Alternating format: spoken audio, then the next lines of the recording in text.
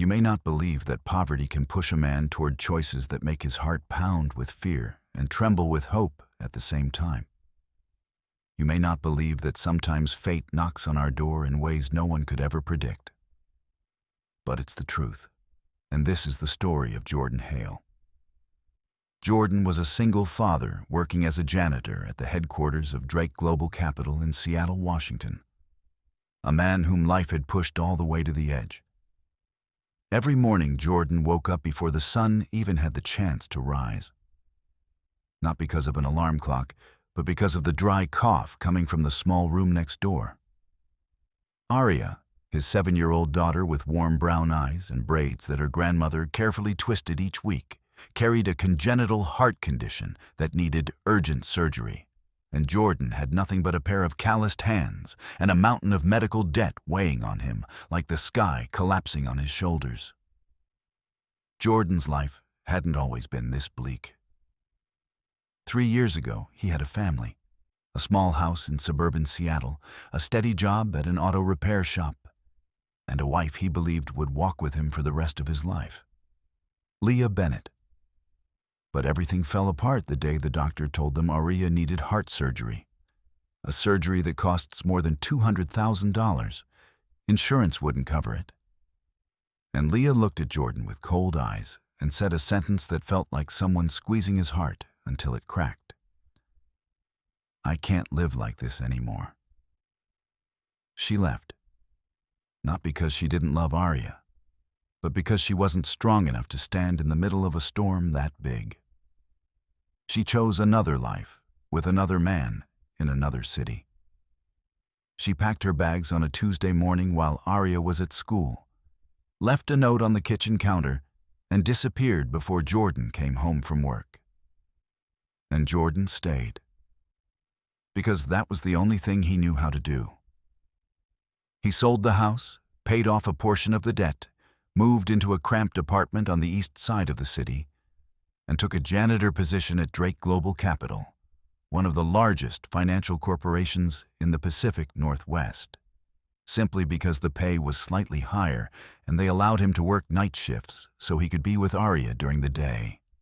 Every night when the skyscraper sank into silence, Jordan wiped every glass panel, polished every marble floor, cleaned offices so luxurious he knew he would never sit in them. The building had 61 floors, and Jordan knew every corner, every hallway, every locked door. And every night when he walked past the 61st floor, the top floor of the building, he always saw a light still on. It was the office of Vivienne Drake. Vivienne wasn't just the CEO of Drake Global Capital.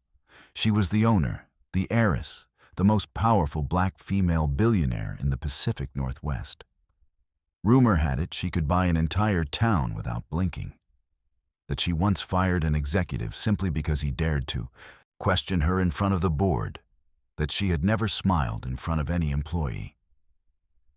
The janitors whispered about her in the break room. The security guards lowered their voices when her name came up. Jordan had never spoken to her. He had never even been within 10 meters of her. For a man like him, Vivienne Drake belonged to another world. A world of private jets, lavish galas, and decisions that could change the fate of thousands. But everything changed one night in October. That night, Jordan was wiping the stairs on the 60th floor when his phone buzzed. It was the hospital.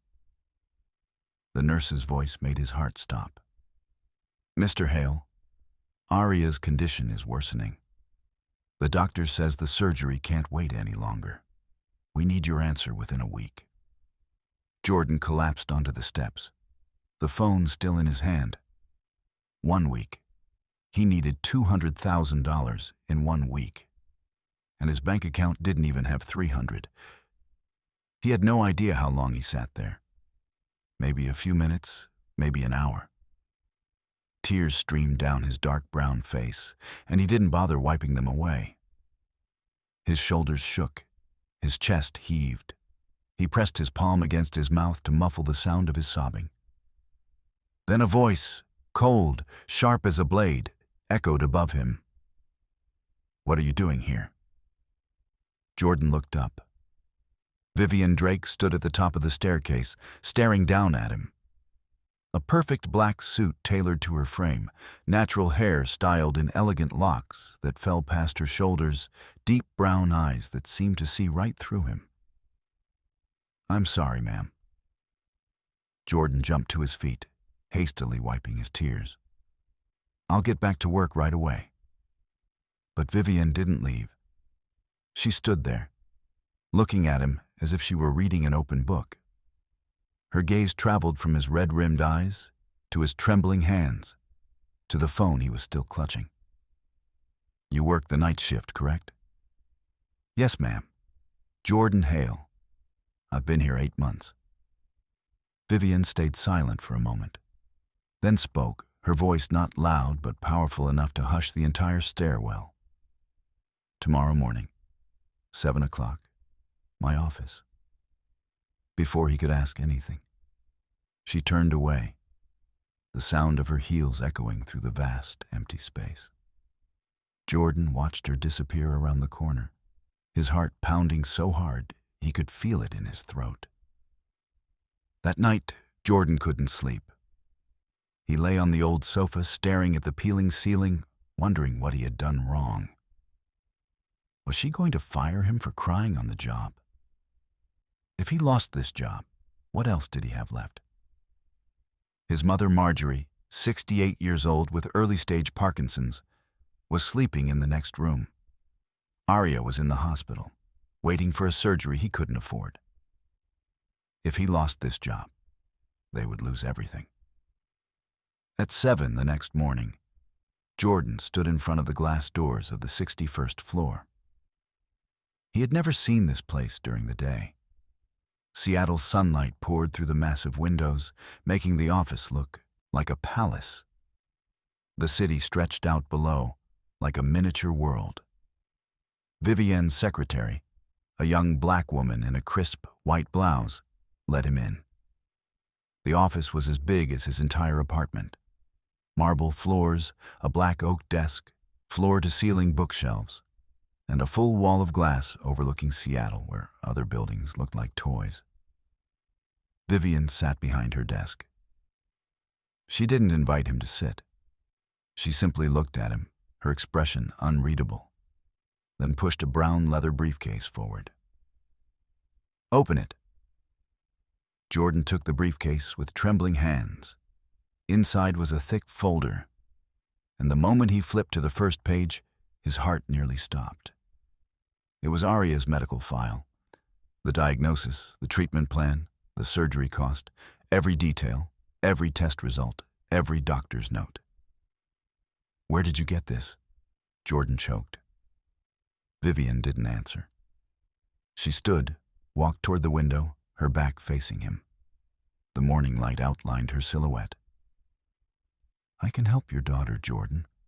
I can pay for the entire surgery, erase all your debts, give you and your child a new home, a new life." Jordan stood frozen, as if his soul had left his body. What he heard was too big to be real, too impossible to comprehend. Then Vivienne turned, her brown eyes sharp and focused. "But in return," she said, each word falling like metal hitting the ground, "you must give me something. Something money can't buy." The room suddenly felt so heavy that Jordan could barely breathe. "What is it, ma'am?" Vivienne walked closer, close enough for him to smell her expensive perfume, close enough for him to see the tired lines around her eyes. And in a voice that didn't tremble at all, she said, "I want you to give me a child." Jordan stood there like a statue. He was certain he had misheard. "Ma'am, I don't understand." Vivienne returned to her desk, sitting down with the poise of someone far too familiar with controlling everything around her. "You heard me perfectly well, Jordan.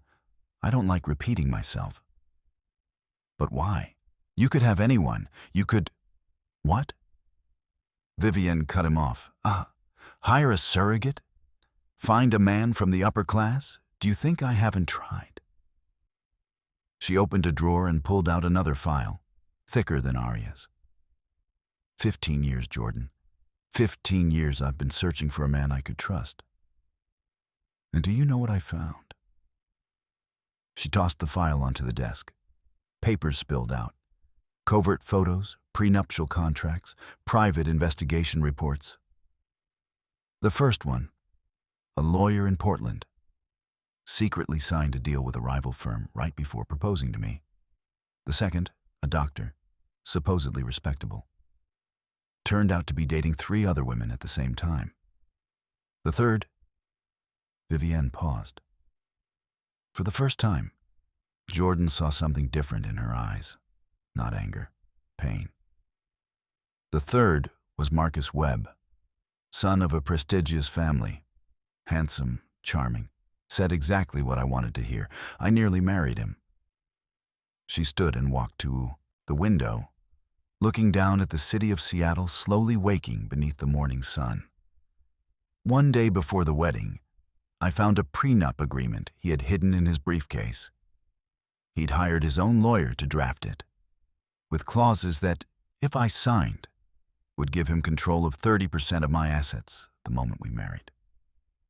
Jordan stayed silent. He didn't know what to say. That was when I understood. Vivienne continued, her voice lower. No one wants me. They only want what I have. My name, my wealth, my power. No one sees Vivienne. They only see the Drake name. She turned and looked directly at Jordan. But you're different. Me? Jordan couldn't hide his shock. I'm just the janitor, ma'am. Exactly. Vivienne nodded. You're the only person in this building who wants nothing from me. You don't flatter, you don't try to get close. You even avoid looking at me whenever I pass by. I just thought that was polite. That's honesty. Vivienne stepped closer. 8 months, Jordan. I've watched you for 8 months. You work hard, you never complain, you don't steal, not even a pen. And every night at exactly 11, you video call your daughter, no matter how exhausted you are. Jordan felt stripped bare. She knew everything about him.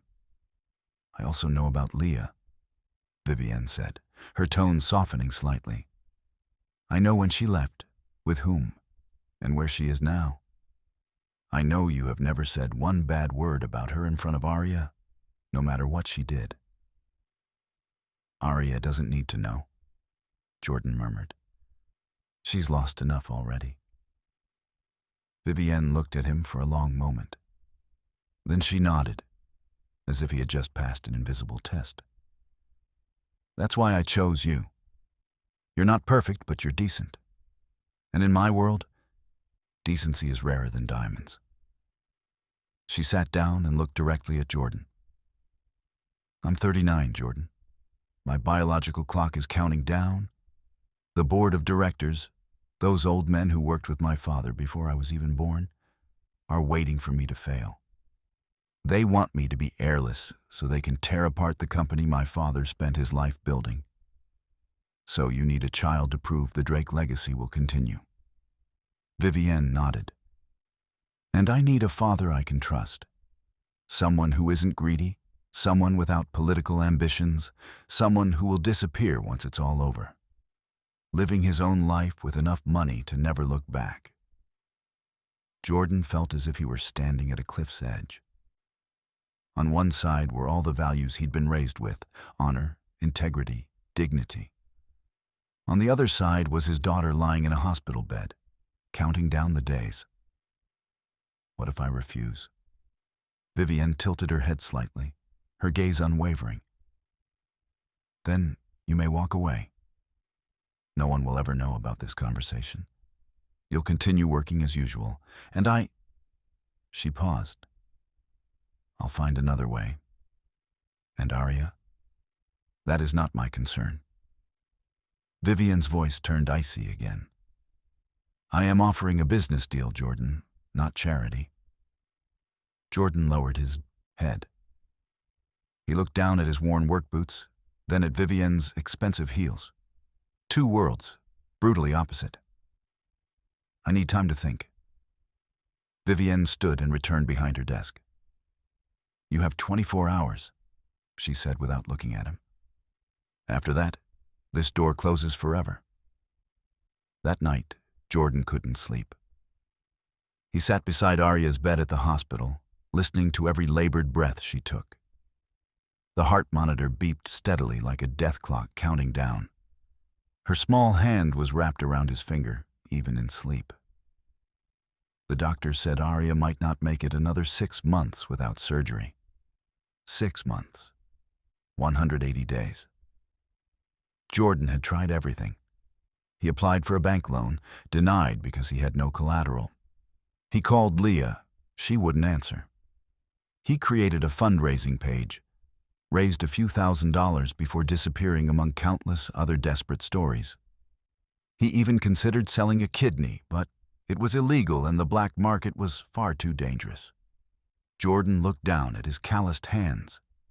Hands that had cleaned thousands of square feet of flooring, repaired hundreds of old cars, held Arya since she was just a small, fragile newborn. Could these hands actually save his daughter? Then he thought of Vivienne, a woman who had everything, yet had nothing.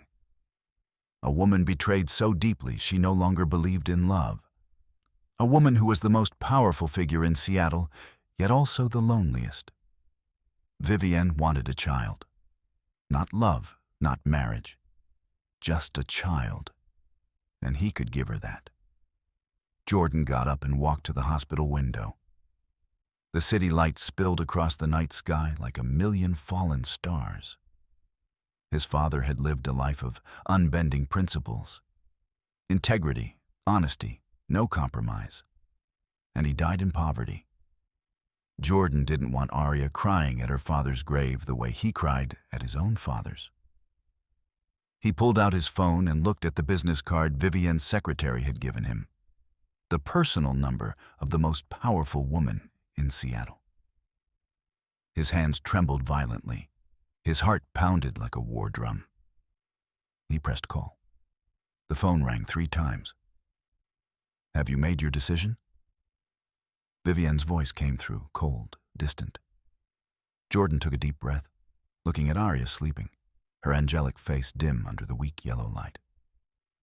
Yes, he said, his voice hoarse. I agree. Silence lasted for a few seconds. Then Vivienne replied without the slightest change in her tone. Tomorrow morning, 8 o'clock, I will send someone to pick you up. The call ended. Jordan stood there, phone still in his hand, staring into the Seattle night. He had crossed a boundary, one he could never return from. At exactly 8 in the morning, a sleek black Mercedes pulled up in front of Jordan's apartment.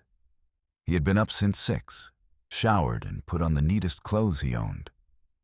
A white shirt that had started to fade and an old pair of dress pants. Before leaving, he leaned down to kiss Arya's forehead as she slept in the hospital bed, told his mother Marjorie he had to go out for something important, then walked out into the cold Seattle morning. The car glided through the familiar streets of Seattle, then turned into Medina, where mansions hid behind tall fences and heavy iron gates. Jordan had never set foot there. He only knew it was where the wealthiest people in Washington lived. Vivienne Drake's mansion appeared like a castle, modern Pacific Northwest style with dark timber, soaring glass walls, and massive windows facing Puget Sound in the distance. The lawn was trimmed to perfection. A housekeeper named Margaret let him in. The polished floors reflected the light from a massive modern chandelier. The air was cold and still. No laughter, no chatter. None of the sounds of a normal home. Vivienne was sitting in the living room by a stone fireplace. She wore a light gray dress, her locks falling loosely over her shoulders. Today, Dr. Raphael Moretti will perform a health check on you. Blood tests, full examination. I need to be sure you are completely healthy before we proceed. Jordan nodded. I understand. After that, my lawyer will have you sign a non-disclosure agreement. If you break any of its terms, you will face very serious legal consequences. Dr. Moretti arrived in the afternoon. A black man in his 50s with salt and pepper hair. They drew blood, took his blood pressure, asked about his family medical history, his diet, his personal life. Jordan answered everything. After the medical team left, Jordan sat alone in the living room. That was when he noticed. Not a single family photograph.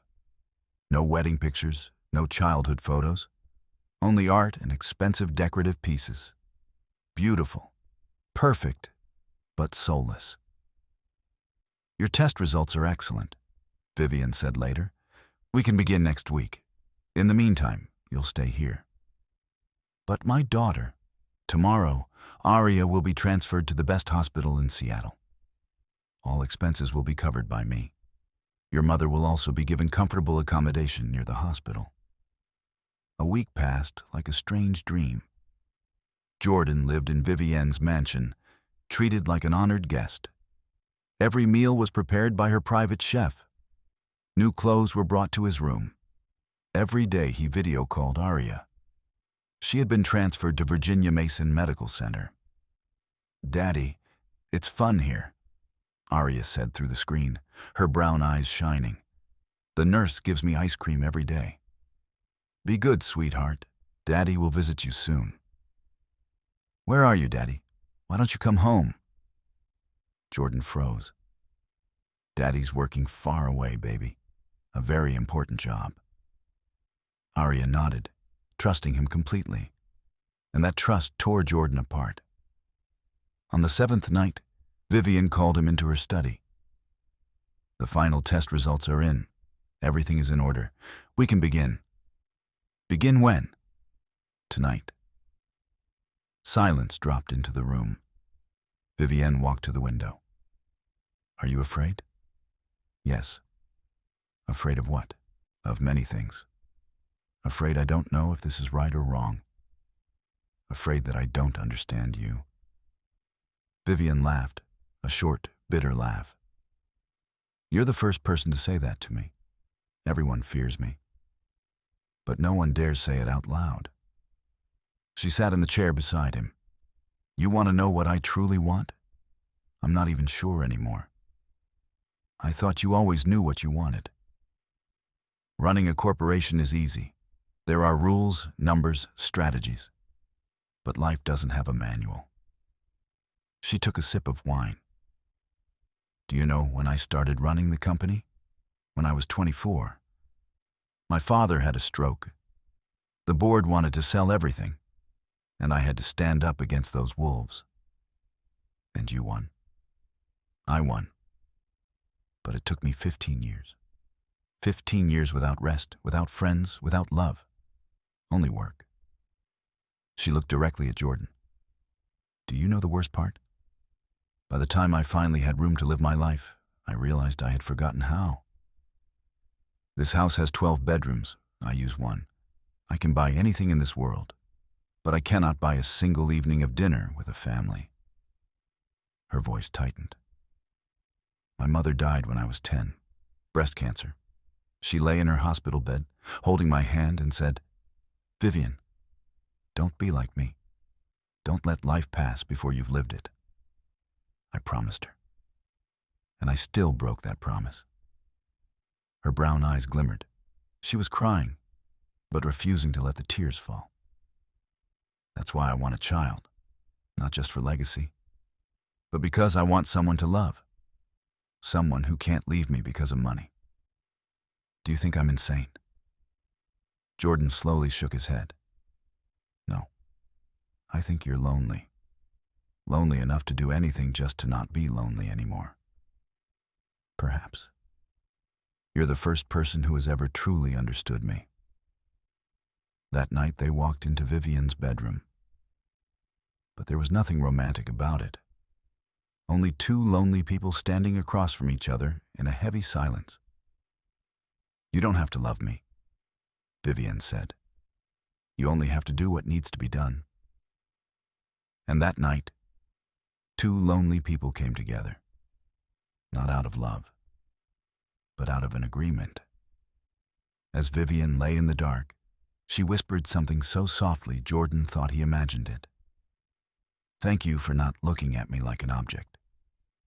Jordan didn't reply, but he heard every word, and for the first time, he felt something shift inside him. Compassion for a woman who had everything, yet had never once been truly loved. The following weeks passed with a strange rhythm. During the day, Jordan visited Aria at the hospital. At night, he returned to Vivienne's mansion. But slowly, something began to change. One evening, Jordan went to the kitchen for water. He found Vivienne sitting alone with instant noodles. "The chef's gone home, and I don't know how to cook anything else." Jordan smiled, truly smiled, for the first time since he'd stepped into the mansion. "Would you like me to cook something?" "You can cook?" "I'm a single dad, ma'am. If I couldn't cook, my daughter would starve." He made an omelet. Vivienne watched him work with curiosity. "Where did you learn to cook?"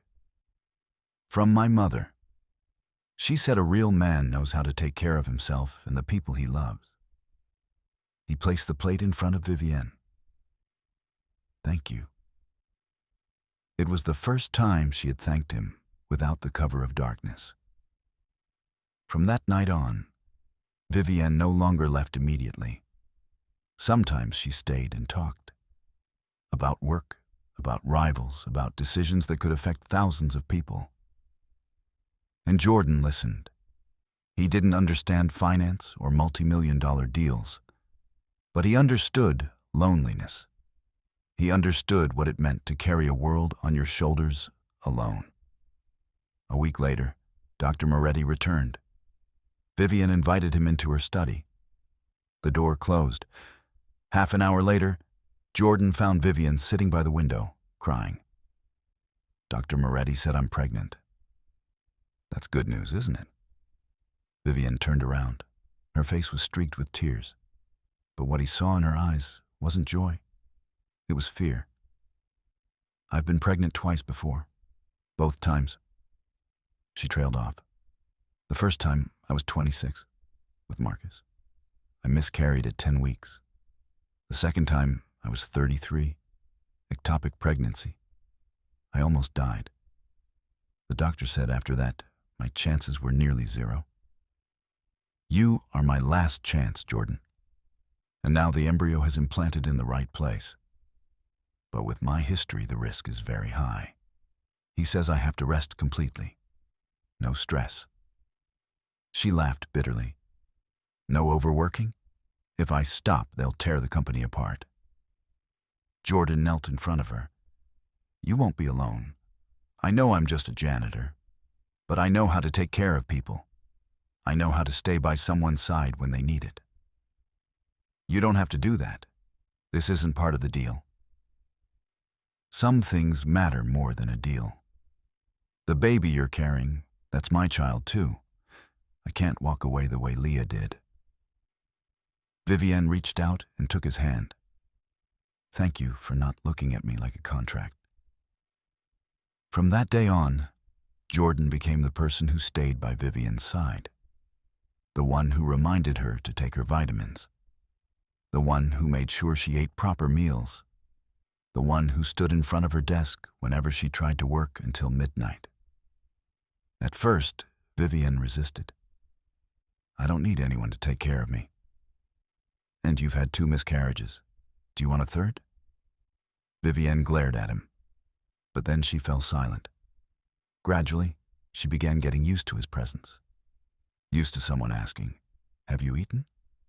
Used to someone who genuinely cared about her as a living human being. And the walls she had spent years building around herself began to crack. 2 months passed. Vivienne's pregnancy progressed steadily. Every week, Dr. Moretti nodded in satisfaction. "Everything's good. Very good." Vivienne's belly had begun to curve slightly. A small, fragile curve, but it was the miracle she had waited for her entire life. And Aria had finally made it through the biggest surgery of her life. The news came on a Tuesday morning. Jordan's legs gave out when he heard the words. The surgery was successful. His knees hit the floor. The head surgeon placed a hand on his shoulder. "She's very strong. We did everything we could," and she responded. With each passing day, Jordan watched the color return to Aria's cheeks. Her laughter filled the hospital room. "Daddy, when can I go home?" "Soon, Daddy's princess. Very soon." For the first time in many years, Jordan felt as if life was opening a new door, one that was warm and full of hope. One afternoon, Aria asked, "Dad, who's the person paying for my treatment?" Jordan froze. "Grandma said someone kind helped our family. I want to say thank you to them." "It's a very special person, sweetheart. Someday I'll tell you everything." "Is that person kind, Dad?" Jordan thought of Vivienne, the cold eyes hiding loneliness, the rare smile, the shaky thank you in the dark. "That person is complicated, honey. But deep down, I think they're a good person. It's just that life has made them forget how to show it." "Like Mommy Leah, Dad." Jordan's heart clenched. His daughter still said Mommy Leah, not Mom. "No, sweetheart. This person is different. Mommy Leah left because she was afraid. But this person stayed, even though they've lived their whole life in fear." Aria seemed to understand something beyond her years. "I hope they stop being scared someday, Daddy." Jordan smiled, pulling his daughter close. "Me too, baby. Me too." That night, Jordan returned to the mansion. Vivienne was in her study. "How is Aria?" "Better every day. The doctors say she can come home in 2 weeks." Vivienne nodded. "Good. That's good." Jordan walked closer. "What about you? Have you eaten?" "Not yet." He made dinner. When he brought it to her study, Vivienne looked at the plate, then at him. "You don't have to do this anymore. The agreement was for a child. I'm pregnant now. You fulfilled your part." Jordan set the plate down. "Some things aren't about agreements, ma'am." Vivienne studied him. "Why? Why do you stay? Why do you care?" "Because you remind me of someone I couldn't save. And because my daughter asked me today if you were kind. I want to be able to tell her yes." Vivienne's eyes glistened. She looked away. "No one has ever stayed for me before, not without wanting something in return. I already have what I came for. My daughter is alive. Everything else is just me being human." Vivienne was silent for a long time. Then she picked up her fork and began to eat. And in that quiet moment, something shifted between them. Not love, not yet, but something close to trust, something close to hope, something that felt, for the first time, like the beginning of home.